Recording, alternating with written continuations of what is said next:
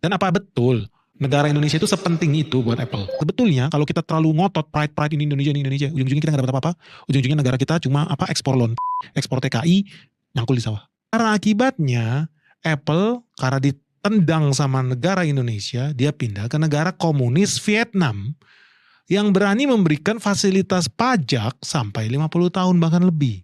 Gue udah berulang kali bilang sama lu bahwa negara seperti Vietnam, seperti Thailand itu betul-betul serius menarik investasi asing. Oh lu gak punya tenaga kerja, gue sediain. Lu butuh listrik, gue tarikin jalan listriknya.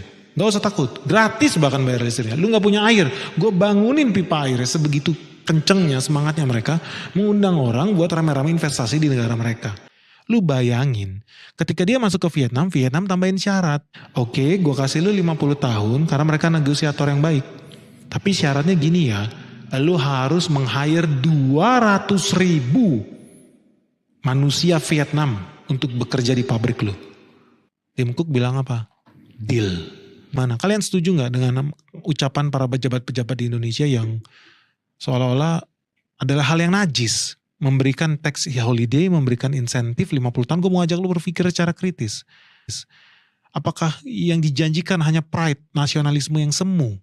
Yang sebetulnya kalau kita terlalu ngotot pride ini Indonesia, ujung-ujungnya kita nggak dapat apa-apa.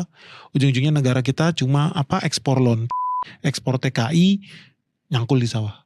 Kalau perlu diblokir semua, seluruh produk iPhone tidak boleh masuk ke negara kita, Pak. Ini pelecehan terhadap negara kita, Pak.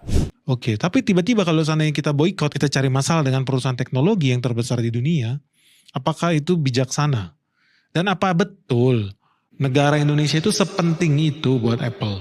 Ketika dinyatakan bahwa seolah-olah dari pernyataan ini, negara Indonesia itu dilecehkan karena Apple minta fasilitas tax holiday alias nggak kena pajak selama 50 tahun.